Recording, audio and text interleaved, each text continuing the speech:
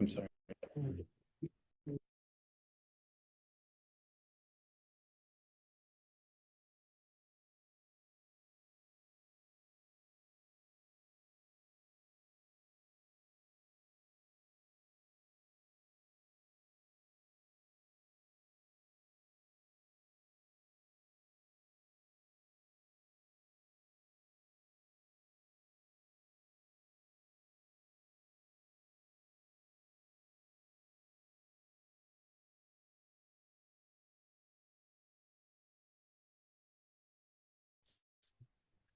And then down here in the bottom. Look at.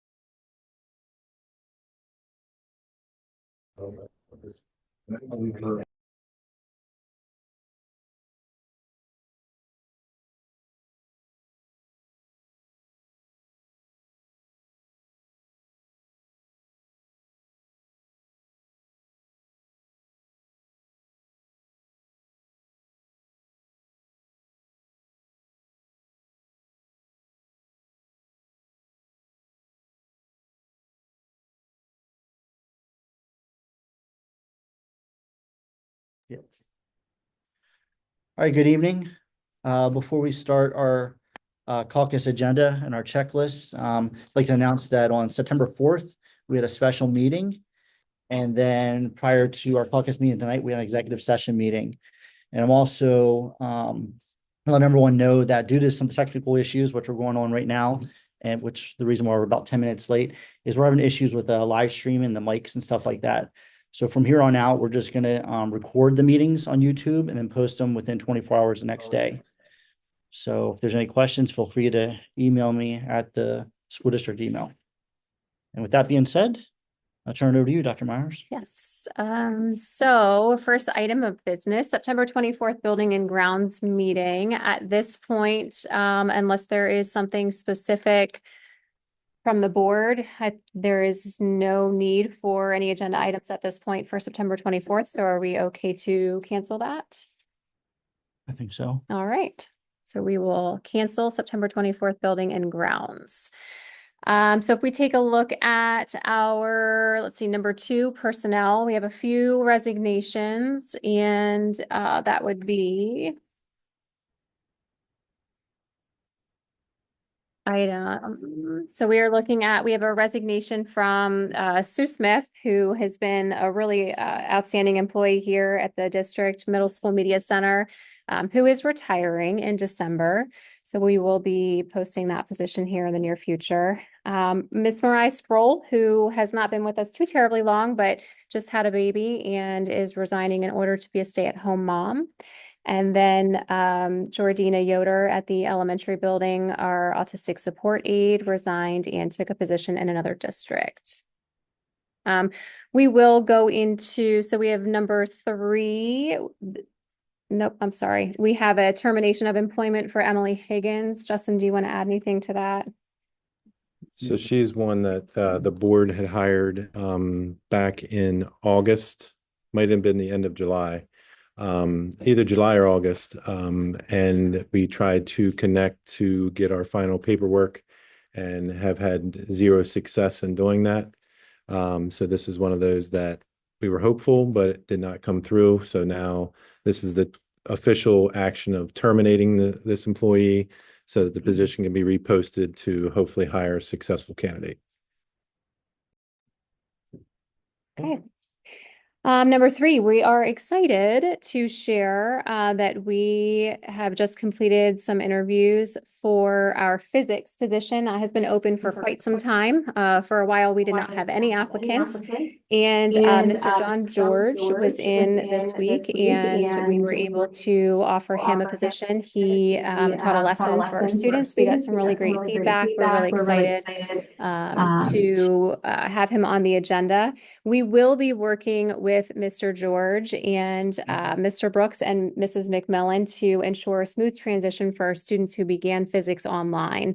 So we know that is a transition that we'll need to kind of plan for and make sure that students seamlessly come from Eagles Academy to that in-person with Mr. George. That's something that we do on a daily basis. We have kids who are in Eagles Academy now and transition back to the building. And so we really take a look at our curricular alignment and make sure that they can pick up right where they left off. Or even revisit a couple of things that maybe they were doing in cyber that could use some additional classroom time. So we'll be working with Mr. George as he gets started. We do not yet have a start date for him, but as soon as we do, we will communicate that to families and again, work through that transition and make sure that everyone is aware of what that will look like. Mark, Yes. I have two questions. First, I don't know the details of it. Are students able to still switch courses in the high school at this point? Let's say if there's a student that didn't have physics and maybe wanted to take physics with a teacher in person, is that still something that can happen? I think I think we can absolutely have that conversation. So I think if there are students that have an interest, they'll work with guidance and take a look at schedules and see if we can make that transition. Awesome. And then I think Chad told me there was a folder for this candidate that went around. I think, can I still see that? You sure can. Thank you. And then lastly, number 4, Olivia Dyksterhouse. She's already been approved. She's an established teacher, but we had to take a look at her contract and make some adjustments based upon the number of hours that she's working during the school day to accommodate all courses. So it was a little bit of an increase from 100.6 or 99.6 days to 113 in total.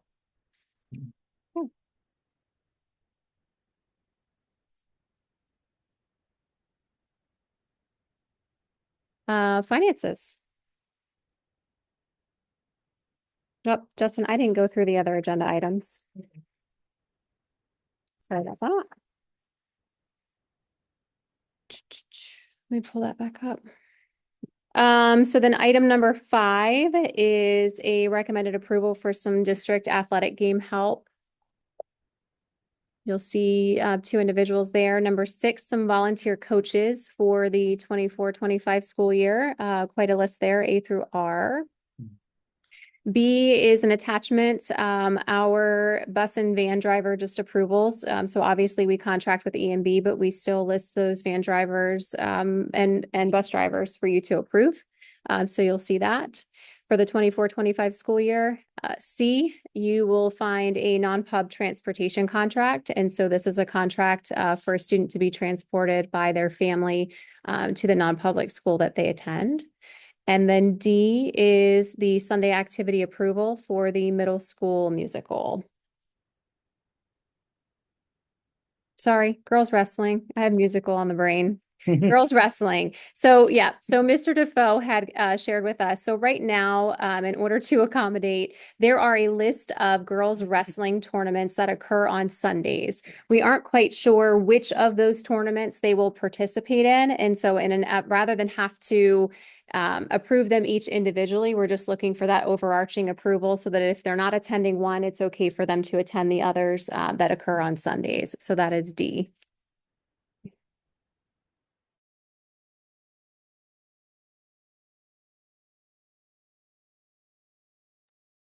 Okay, beginning with the general fund, we had a beginning balance of $6,803,613.53.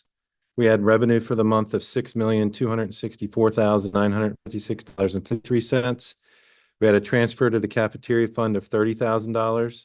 We had payroll expenditures of $1,102,806.11 and other expenditures of $1,132,710.83. Leaving an ending balance of $10,803,053.12.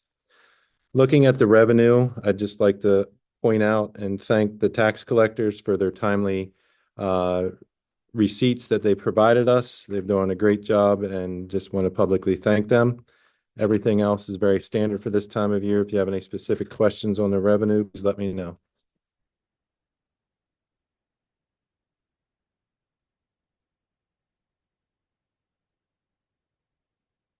Okay, moving to the expenditures.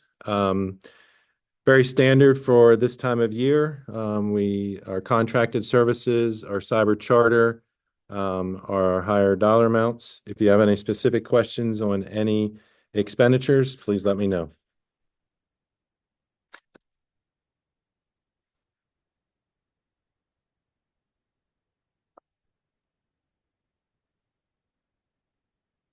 Okay, moving on to the cafeteria fund. We had a beginning balance of $297.06. We had revenue for the month of $15,160.52. We had a transfer from the general fund of $30,000. We had payroll expenditures of $13,783.41, and we had other expenditures of $67,320.32, leaving an ending balance of negative $35,646.15. Factoring in the federal and state reimbursement for August, we're at $2,182.55. Looking at the revenue, very standard for this time of year. If you have any questions, please let me know. And then the expenditures, very standard for startup of school. If you have any specific questions on the expenditures, please let me know.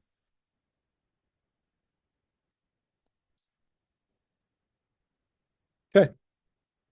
On to the capital reserve fund. We had a beginning balance of $483,844.74. We had interest revenue of $520.88. Zero expenditures for this time period, leaving an ending balance of $484,365.62. And then last but not least, the scholarship fund. We had a beginning balance of $19,991.28. Interest revenue of $1.78, leaving an ending balance of $19,993.06.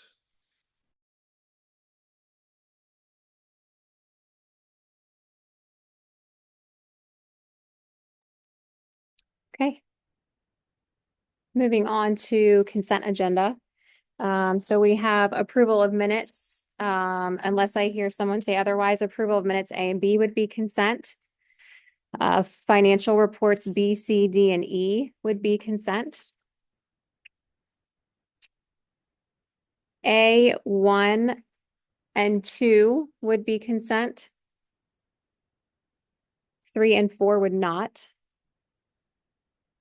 5 and 6 consent. B would be consent. C would not. D could be consent. Anyone have questions or? Any Okay. questions? All right. Okay, so with that, last month we spoke, I brought to the board's attention a resource that Mr. Sims and I came across at the safety conference this summer that we thought was valuable enough that we really wanted to bring a critical response group here to share a little bit more information with you, give you an opportunity to ask some questions. And then we also invited Lieutenant Haynes. Thank you for being here this evening, just as a local responder in the area to also provide feedback or potentially maybe even answer some questions from the board in regard to the what you're going to see tonight as far as the presentation from Zach. So welcome, Zach. I know that you shared that you have a presentation. Okay, and if you have, yep, that would be perfect. If you have your, actually, if I can take your, do you have it saved? It's saved on there. Yes. If I can present it, can I present it so I can share? And then you can just let me know. Actually, I'm going to plug that into my laptop if that's all right. It's saved here. No, I have a flash drive. I'll Okay. get it for you.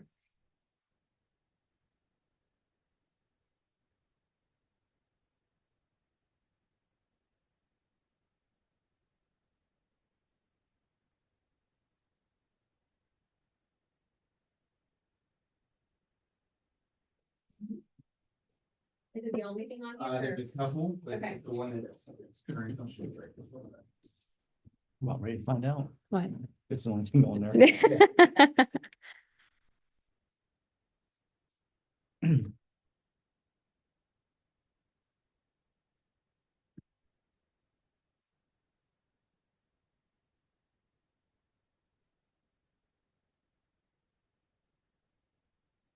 It's that one right there. This one? That's That's probably fine. that one right there. Okay.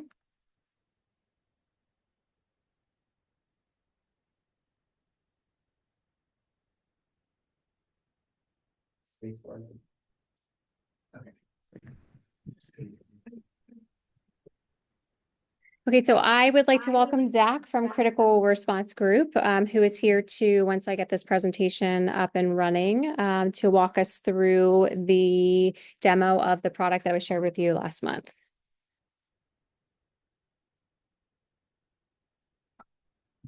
Mm-hmm. Technology's been great tonight. See that? When it works, it's great. When it doesn't.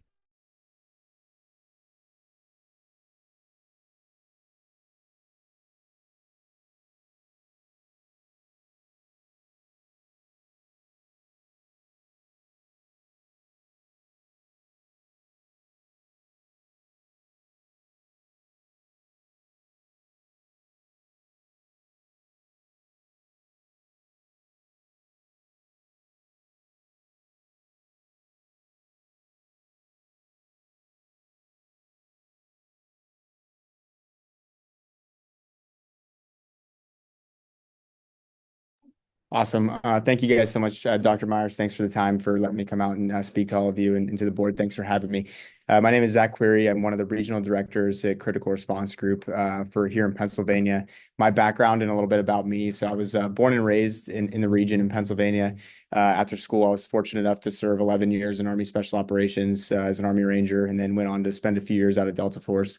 After my last rotation, I was unfortunately medically retired and moved back to the region to raise my family. So I have 3 young kids, and as they approached school age, I questioned if there was anything that I could pull from my 7 combat deployments across Afghanistan, Iraq, and Syria that I can use to create a safer environment for schools and other critical infrastructure. So what I did is I teamed up with other guys from my background and my community with just as much as experience as myself, and we investigated the problem. And what we found is really across the board in the nation, every single school has some sort of blueprints or floor plans on file with public safety inside their emergency operations plan. The issue with those is they're not accurate and they're not accessible in the capacity that they need to be when it comes to critical incident response. While we were deployed, we were introduced to a mapping technique that addresses exactly that problem set, and we brought it home to fix that. So really, CRG is built kind of backwards. We are a group of practitioners. The first half of our organization all comes from the military special operations community who've used these maps on countless of combat operations. And then the second half of our organization is all retired public safety who really understand the domestic environment and critical incidents that have happened here in America. So together, what we did is we set out on a mission to take everything that we learned from the military side of the house and everything that they learned from the public safety side during critical incidents and build a mapping solution to address exactly that. And if you wouldn't mind going to the next slide. So we've been able to repeat this at over 15,000 schools across the nation to date. We've done every single school in the state of New Jersey, Delaware, Virginia, Michigan, Wisconsin, about 90% of Florida and Texas. And now our next big effort is focused here in Pennsylvania. We've done about 100 schools so far. We start with schools for moral and ethical reasons, but we do stuff outside the K through 12 space. We've done the Super Bowl, we've done the New Year's Eve ball drop, the Macy's Thanksgiving parade. We've done hospitals, churches, really anywhere a critical incident could occur is a potential place that we could work with. If you wouldn't mind going to the next slide. So to give you guys a little bit of history on this, all really started around the 2006 timeframe when teams like mine were tasked with increasing the number of missions that we were doing overseas. With that came some unique, complex problems for us because every single night we were asked to go into a location that we had never been to before. We're unfamiliar with that area. We're under immense amount of stress. And then we were partnering with people that we rarely or never worked with before. And with that came some unique challenges when we were communicating about location on the ground. So our problem wasn't necessarily how do I navigate a tactical nightmare of a monstrous high school. It was more how do I communicate about that mud hut circled in red up on the screen. If you wouldn't mind going to the next slide, please. To accomplish that task, what we did is develop something called a gridded reference graphic or a GRG. And all this was a very simple map of a site. It was a satellite image. We oriented it to the north, And then we would label key features like buildings and intersections. And then to make it what I call army proof, so we couldn't mess it up, we put a game of Battleship on top of it. So if you guys would if you look how it's laid out, you have letters running across the top, you have numbers going down the side. And if I asked you guys to play a childhood game of Battleship and go to grid square D4, you'd go across the top and find D, you go down to the side and find 4, and bring those two together, and you'd see building 11 on the screen. So you can see how simple this technique was, but the simplicity wasn't why it was so effective. The fact that made this so successful was that every military unit that was a part of an operation was utilizing the same exact map. So whether it was the team on the ground, the airplanes flying above us, or a 2-star general in a different country, everybody was communicating on the same sheet of music. In 2008, this technique became mandatory. And if you can go to the next one, in 2000. Skip the letter I. Is there a reason? Does it matter? It was just a little, I'm sorry. never You mind. know, that's actually a great question. I appreciate the typo, the call out there. I think the reason why we skipped I on that one is because sometimes it looks like a 1 and it can sometimes confuse. Yeah. But in 2011, this was ultimately the technique that was utilized to plan and execute the mission for Osama bin Laden. And the only reason I bring this up is because we think it validates the technique. If you think of all the technology and resources that were aligned to this operation, you see a very simple paper map in front of Secretary Clinton, and then the same one on the quarterback arm sleeve of the operator in the bottom left of the picture. And it kind of shows that the simple solution always works. I was fortunate enough, and many guys on my team have been fortunate enough to operate in this world for many years, and it's known to be best practice and is still in use to date. If you can go to the next slide. What we found, though, is when we came home, nobody was using it, and this was the current state of emergency operations plans. They were big red binders with numerous documents in there, and I'm not here to critique that. I think that there is a lot of critical and useful information in there, but the floor plans that live inside of that are not accurate, and they're not accessible in the capacity that need to be. So those are the two things that we aim to fix through our process. So we want to pull those blueprints out. We want to bring them to life through a simple mapping technique to better posture building owners and public safety in a position to communicate during a critical incident. Slide. Everything that we do is rooted in after action reports. These were 2 national level tragedies that occurred. However, it is important to kind of take a look back into these things and understand what went wrong. On the left, that's an excerpt from Uvalde's after action reports. The schematic maps of the campus design used by law enforcement to identify potential points of entry were inaccurate. The initial plan that they built was based on 2 doors that no longer existed on those blueprints, which led to a degraded response. On the right is an excerpt from Sandy Hook. Neither floor plans nor schematics of the school were readily available for the tactical team search units, so they never had access to the maps at all. Again, highlighting those 2 issues that we aim to fix. Slide. So in order to fix accuracy, we really need to fix 3 things. The first is orientation. If you guys look at any standard map or any useful imagery that public safety uses, it's oriented to what's called true north. And all that means is north is facing to the top of the page. You can relate to that by opening up Apple Maps or Google Maps on your phone. It's always going to be set to north. But if you go to the next slide and you look at the stars on both of those structures, you can see that those stars don't align. And that's because blueprints are oriented in what's called Project North or Plan North, which is arbitrary. So every school across the state of Pennsylvania that utilizes a blueprint, their maps are rotated in a different direction, which leads to confusion when public safety picks it up. The second thing that we need to fix is accuracy. To date, on average, schools are about 50 years old. That's 50 years of changes, renovations, and additions. Out of the 15,000 schools that we've mapped so far, we've yet to find a single blueprint that actually matched the structure that we've went and done. The third thing that we need to fix is labeling and nomenclature. If a teacher were to call 911 and say, I'm having a heart attack in the media center, you would not be able to pinpoint that information based on the current blueprints that are up there. And you're also missing key features that public safety needs to know about. Where's your knock boxes? Where's your utility shutoffs, your fire alarm control panels, your AEDs? So those are the things that we aim to fix. And I'll show you guys a quick animation on how we kind of fix that. So what we do, if you can hit it one more time, is we take the old floor plans that you guys have. We're going to cut them out. If you click one more, did not. All right. Guess the animation is not working. So what we do is we cut out your old floor plans, whatever shape they may be in. We've seen everything from a drawing on a napkin all the way up to architectural blueprints. We're going to rotate them to the north, and then we're going to overlay them on top of an up-to-date satellite image. From there, the most important part of this is we're physically going to walk through every single structure. We're going to, with engineering software, and if there's any walls that have been moved or changed or any doors, we're going to ensure that that gets captured. And then we're going to get eyes on every single label in the building. So is it classroom 10 or is it the art room? Is it door 1 or is it door A? The same is just as important on the exterior of the structure. Is it the north parking lot, the student parking lot 1, How will somebody refer to that during an emergency? And we want to ensure those maps reflect. And then at the end of the day, we want to put a super simple game of Battleship on top of it, because it doesn't matter if you're an administrator or it doesn't matter if you're a public safety official, anybody can play a game of Battleship. So if you go to the next slide, please.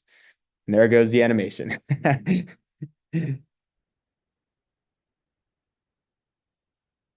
you can go one more, please.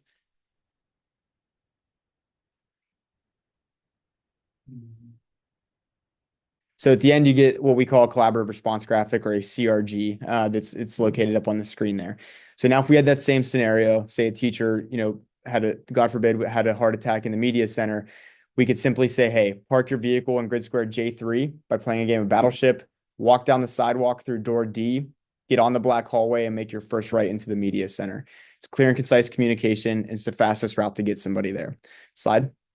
Every map that we do comes with two products, a micro and a macro. The micro on the left depicts everything that we just talked about. And if you have multiple floors in your building, each floor will get one of those maps. On the right is our macro. So this is a zoomed out version of the area, which is critical for first responders, because regardless of where an emergency happens, whether it's on the inside or outside of a school, the response from public safety will always begin and end on the outside of the structure. So they need a way to communicate on the exterior, to shut down ingress and egress routes, to set up staging areas. For schools, we see a lot of schools overlay their evacuation and reunification plans on these bigger maps to have a visual depiction of it. Slide. So to kind of review, what we do is we go floor by floor, building by building, and collect all the raw data. We fix it through our process, and you now have an accurate map. But the issue is an accurate map is useless unless the people that have it have access to, or the people that need it have access to it during a time of an emergency. So how we solve this problem, if there's an emergency here today, there's going to be numerous agencies that show up. Just like we were facing overseas, a lot of times they've never worked together before in a tactical problem set. So you'll have your local police, your state police, if you guys have a county sheriff or SWAT team, federal agencies, if there's any in the area, fire, EMS. And a lot of times they're all using different technology. So what we do is we create these maps in a way that they go into every system that people are already using. We're not an application, we're a content provider. So these maps will go into every system from your 911 call center. If you can go to the next slide, you guys can kind of see what that looks like. We'll figure out who the call handling solution center is for this area, and our maps will live natively in the systems that they use. So if a call comes into 911, your map will automatically pop up, and it'll actually pinpoint the location of where that call is coming from internal to the structure, and they'll be able to push that information to public safety as they respond. Next slide.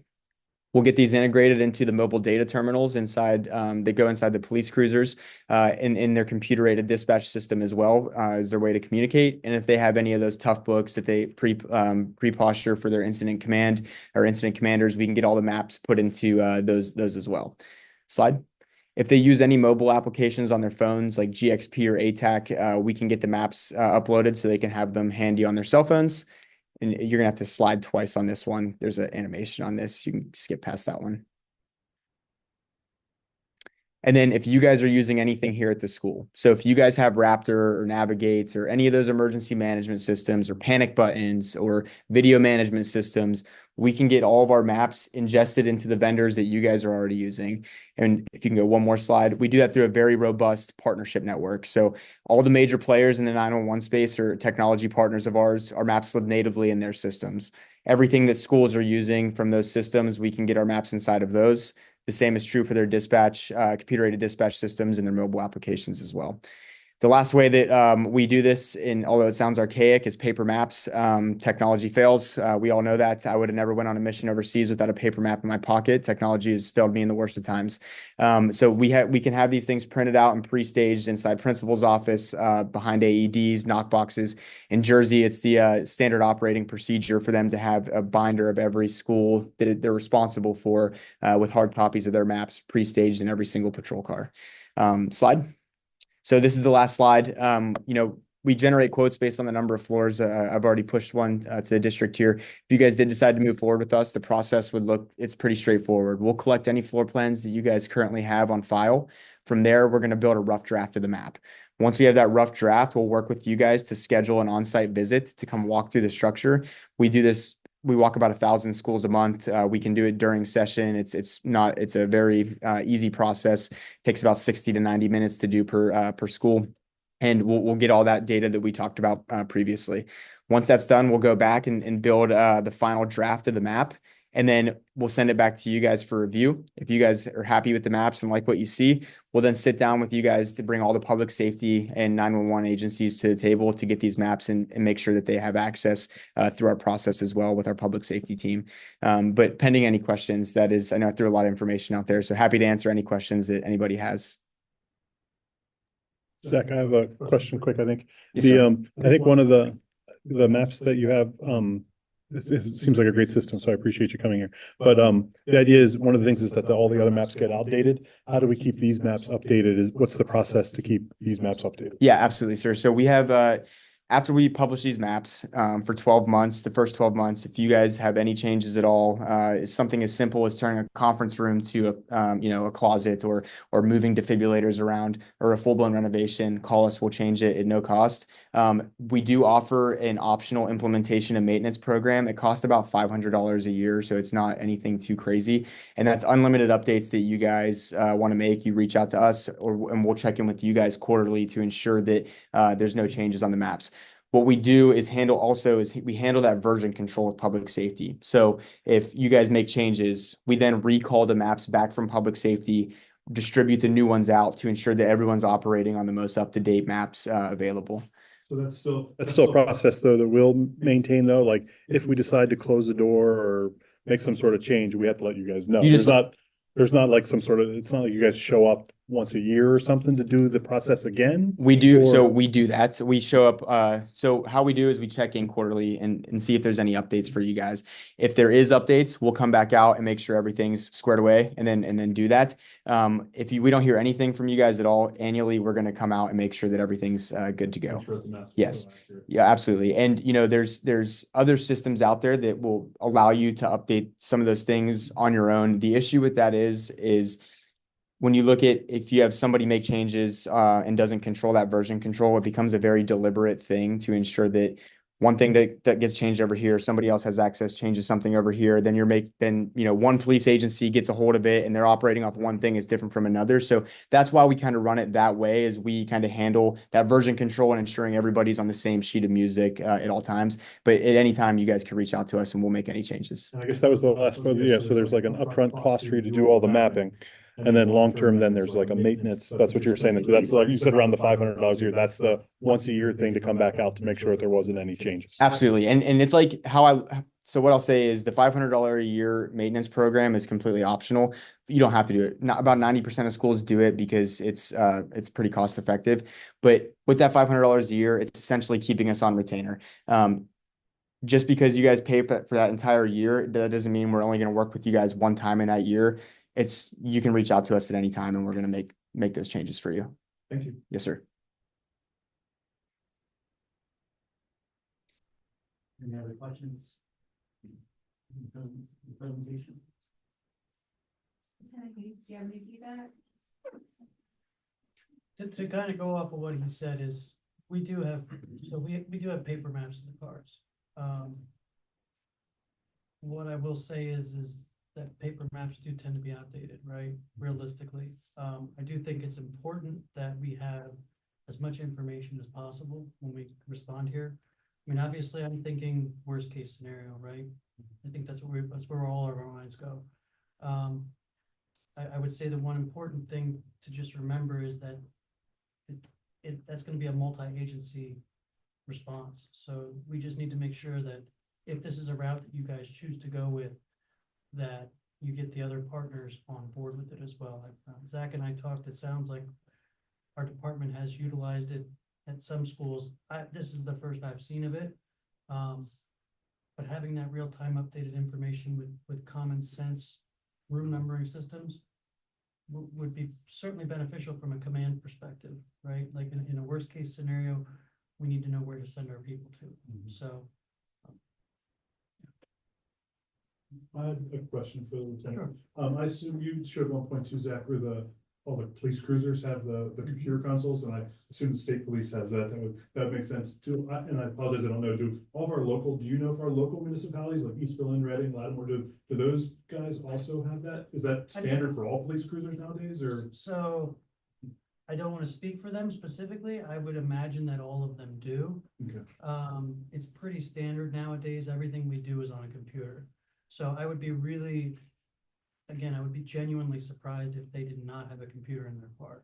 That's how we do police work now. Right, it's just on that computer, so it's. Yeah, I mean, so I don't want to say for certain that they have computers in their car, but I would venture a guess that I'd be shocked that if they did not. Yeah, I'll put you on the spot. I mean, it's a legitimate question.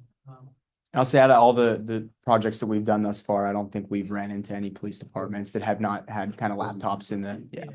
I would say it's pretty standard in most cars. Now, they may have a criminal investigator who doesn't have one, but they're not typically responding Right, to a call. the marked cars. The marked cars, the patrol cars, all traditionally do, yes. Thanks. So at this point, what we would be looking for potentially is not necessarily formal board approval, we're not entering a contract. at this Sure, point. sure.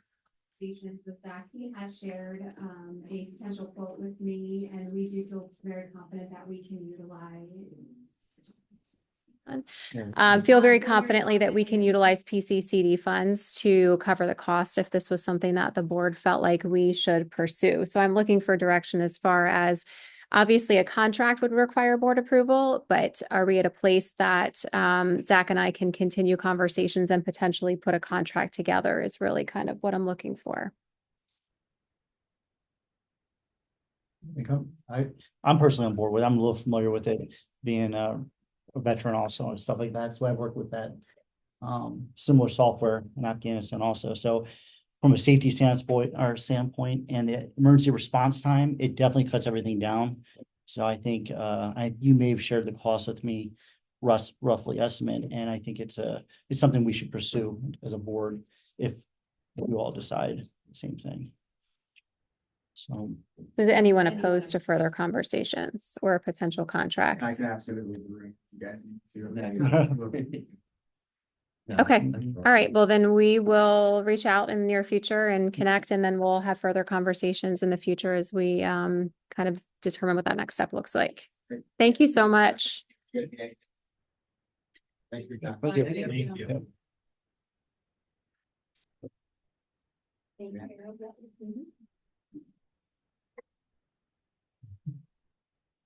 Thank you. Thank you. Thank you. Thank you. Thanks. Take care.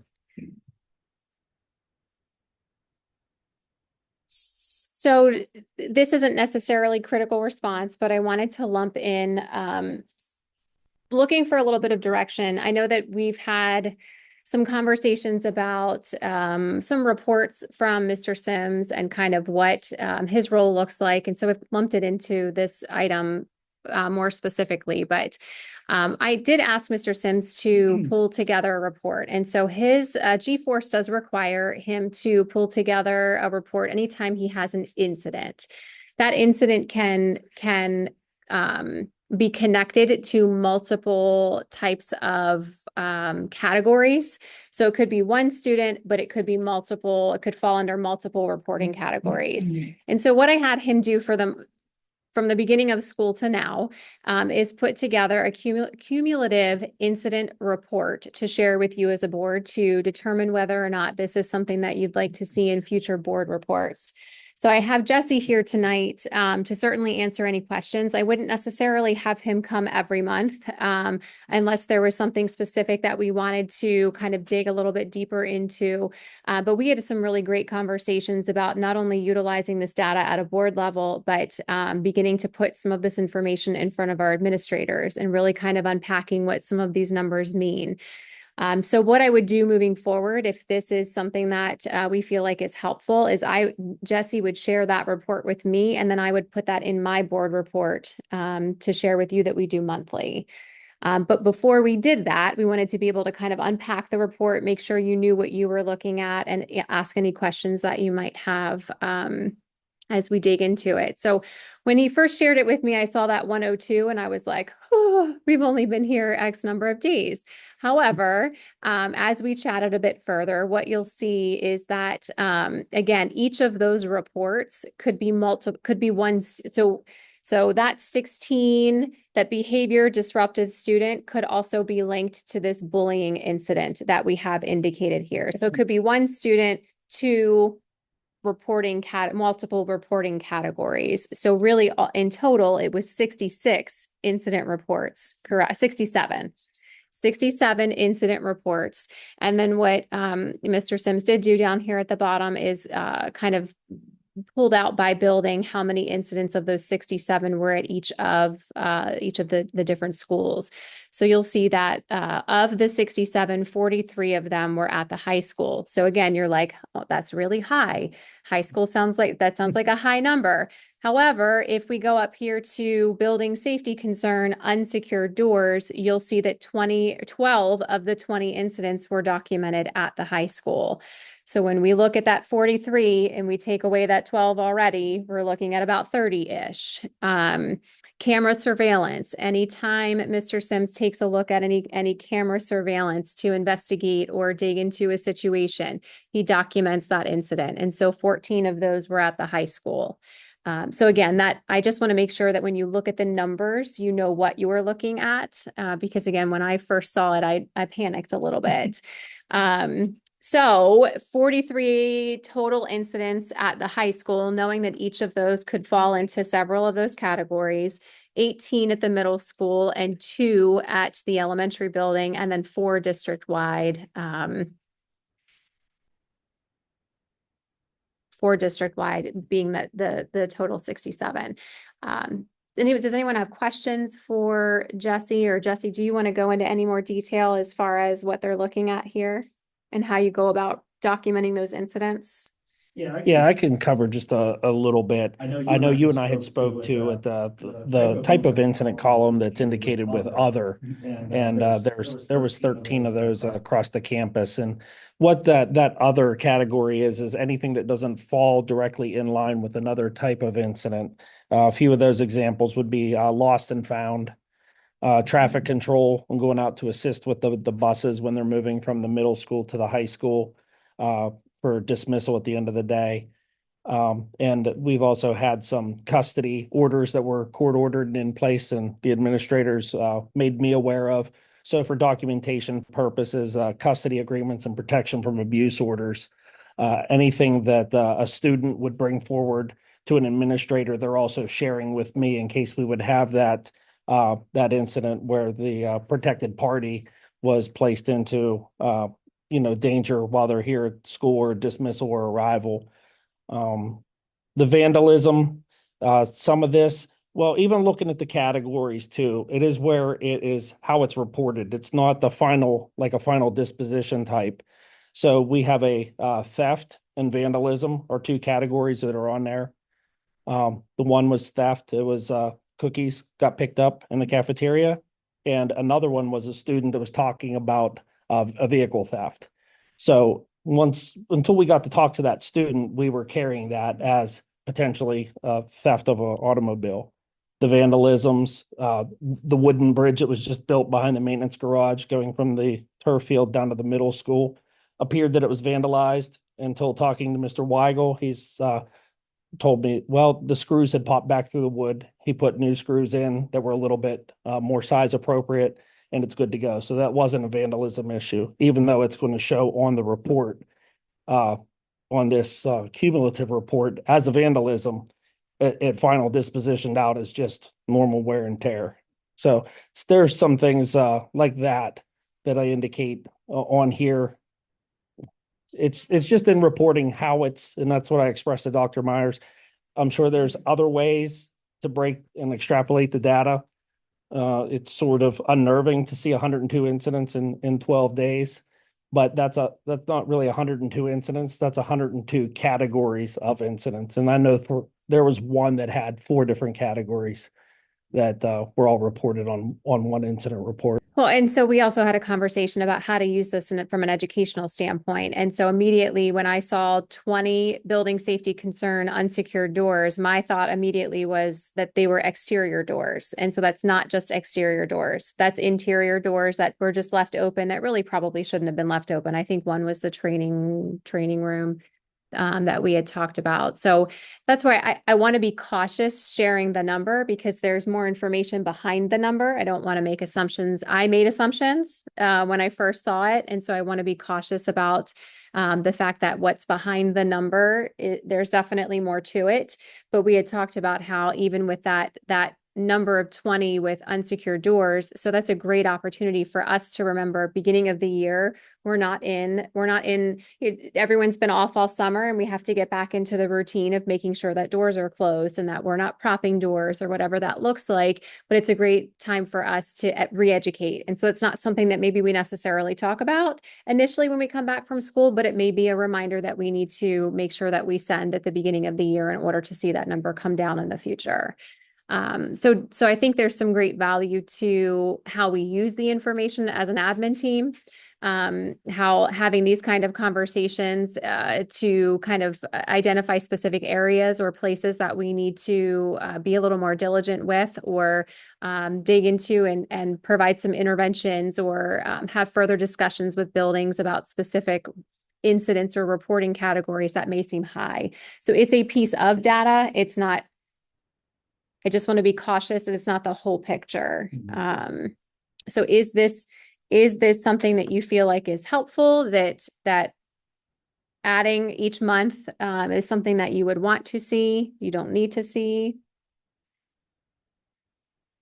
Any comments around the room? I have a couple comments, but I want everyone else to.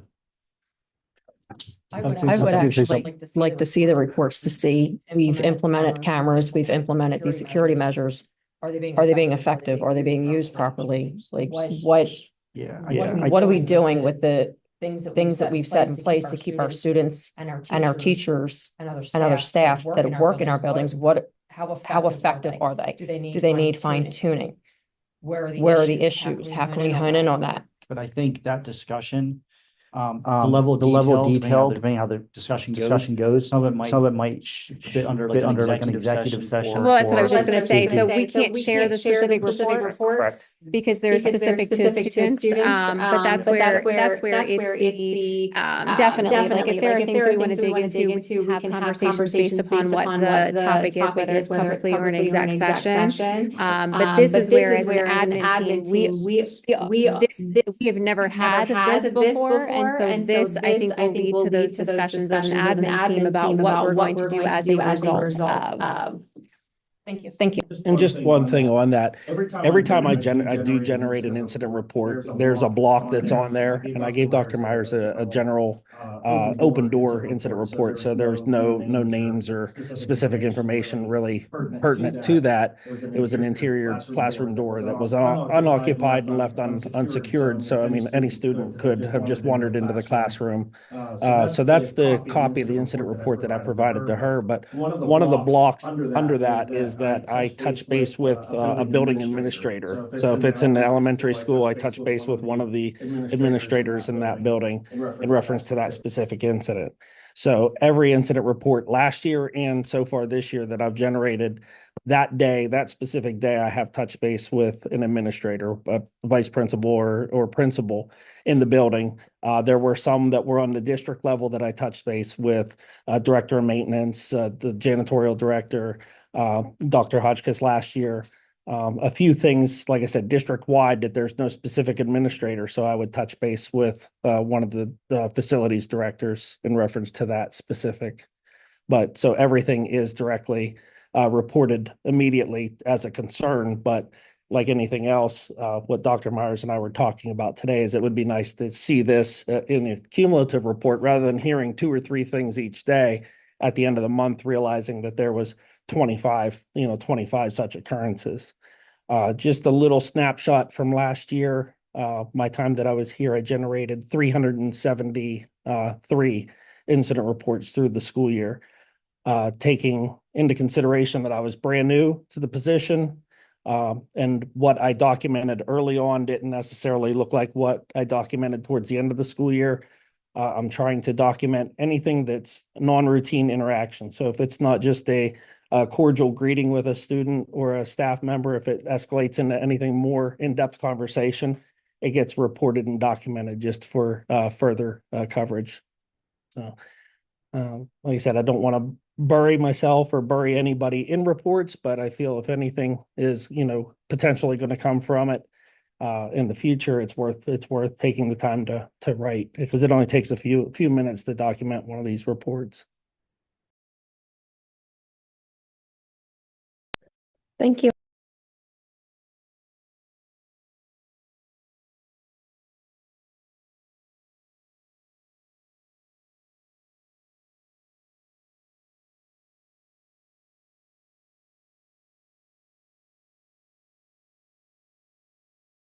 Great.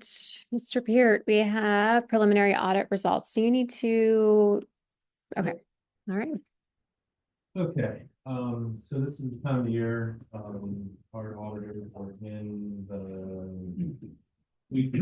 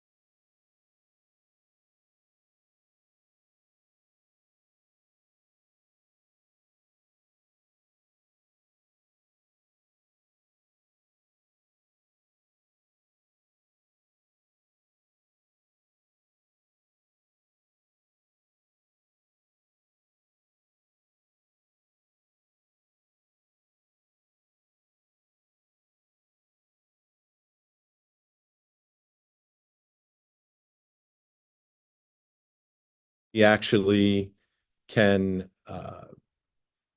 estimate those a little bit better because we have a better grip of what we are actually paying out, if you understand that.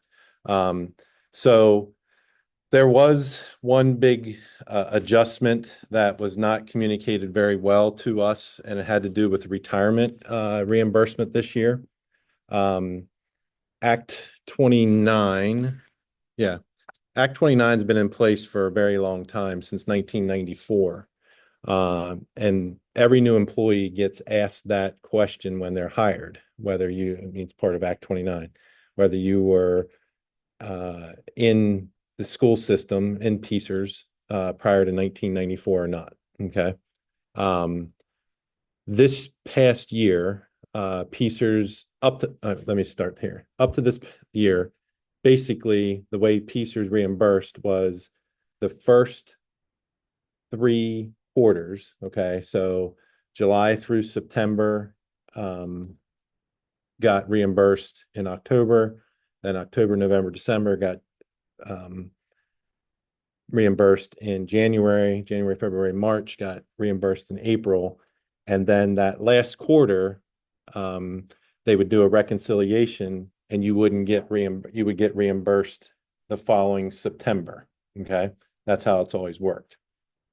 Well, now after me doing my research, they actually this year started that everything's getting basically they're catching up. They're not going to be doing the reconciliation any longer. So we got a double payment of retirement reimbursement. We got the reconciliation from the 22-23 and our actual payment for this current fiscal year in September. Okay. So what that resulted in is an additional $400,000 in retirement reimbursement. Okay. That's the big piece. The other two, and this I've highlighted numerous times, and I don't know if it's really set in to everybody here, but our earned income continues to escalate, which is obviously a very positive thing for us. But I think the board needs to understand that it is occurring. Okay.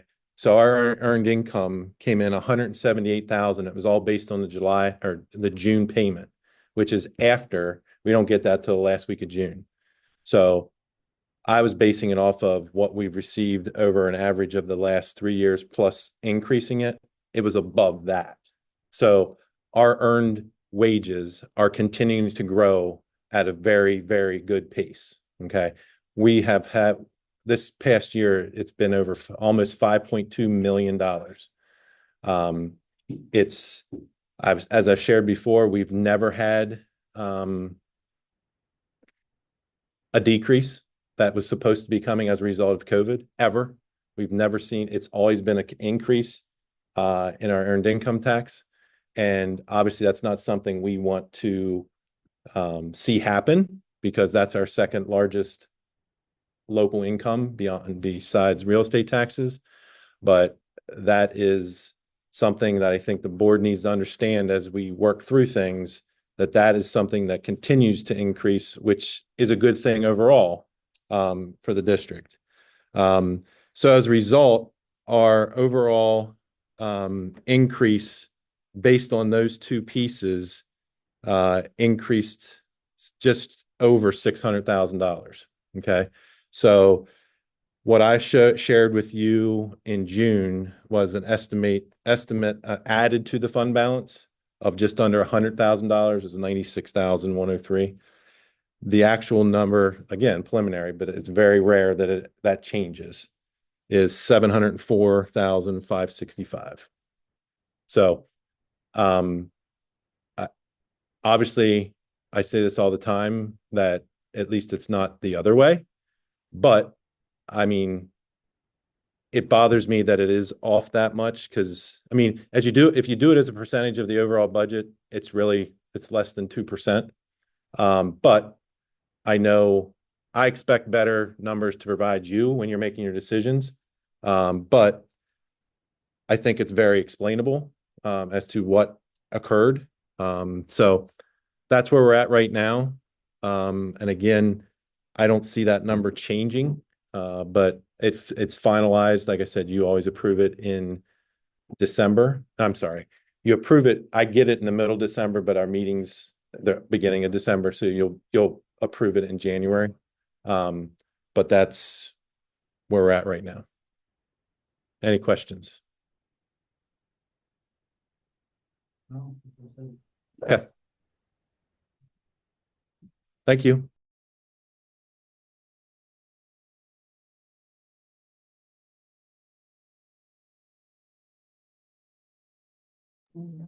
Yes. Okay, so I've just pulled up the calendar just for everyone to reference. So Mr. Brooks and I did have a conversation prior to Dr. Hotchkiss leaving. There was a discussion about the fact that the high school would really like to potentially, with your approval, move graduation to Wednesday evening. With the reason behind that being that it still allows Thursday and Friday as makeup days and not falling into the weekend. So I think moving forward, as we're developing the academic calendar for our future school years, trying to keep in line with that graduation, if it can fall on a Thursday or earlier in the week, because oftentimes what happens is that if we have to reschedule for a Saturday, it bleeds into people's vacations and post-graduation plans. So in the event that you were comfortable with doing that, we would just add that to the agenda in October for approval, to just make that adjustment, and then we would communicate that out to families. Are we okay with that? I think that's a great idea. May the 28th. Correct. Yep. Yeah, because a couple, like my daughter's year, it rained Thursday, they moved it to Friday, it rained Friday, they moved it to Saturday, and they were gonna call off Saturday and move it to Monday, which screwed up a lot of things. Which moving it to Wednesday still may not, so, but it at least allows us one more day to hopefully avoid the weekend. That's why we moved it. They just wouldn't come. Mm-mm. No, we're above and beyond the state requirement anyway for hours, instructional hours, so it wouldn't be an issue. I believe our seniors are finished prior to that anyway. Okay, so we'll add that to October.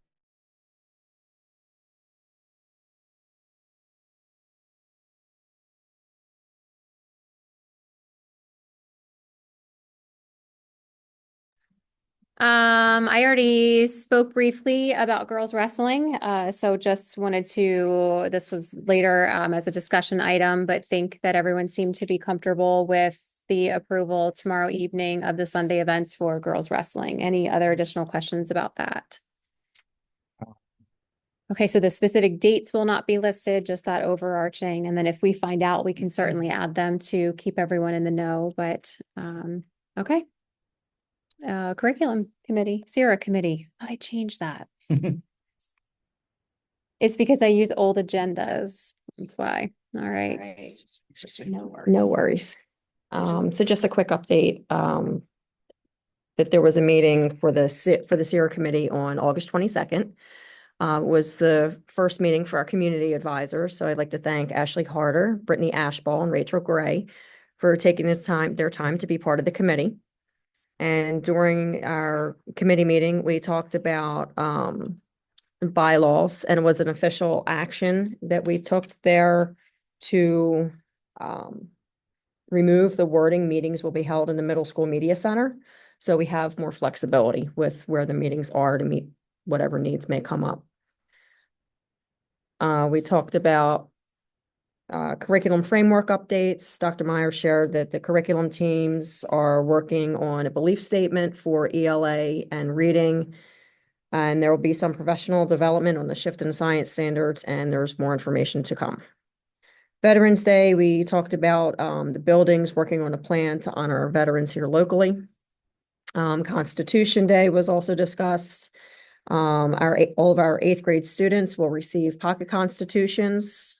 September 17th is Constitution Day and Citizenship Day, recognizing the signing of the United States Constitution. SEL was also discussed. Basically, that just touched on that we would continue to provide detailed information about the SEL lessons in the building newsletters. The book fair, we talked about possibly adding another vendor. We opted not to do that. So that was kind of briefly discussed and not entertained.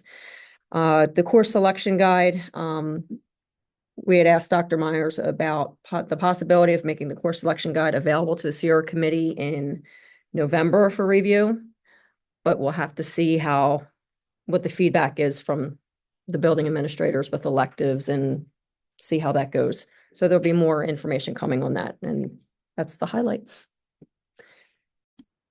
Does anyone else want to add anything or have any questions? Any questions for the Sierra Committee? Any other highlights? All right, thank you. Legislative report. There actually is no legislative report. The PSBA, there was no report, so. ACTI.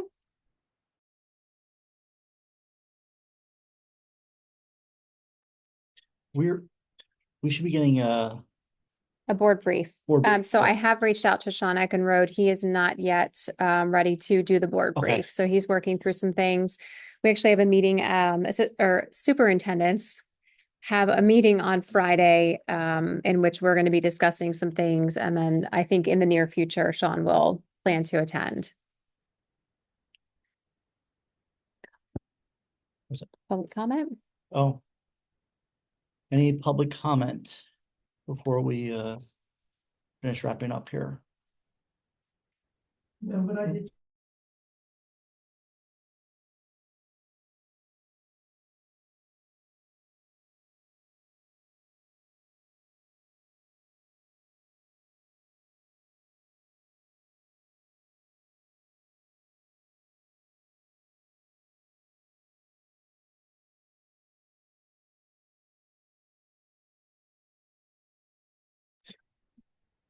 Okay.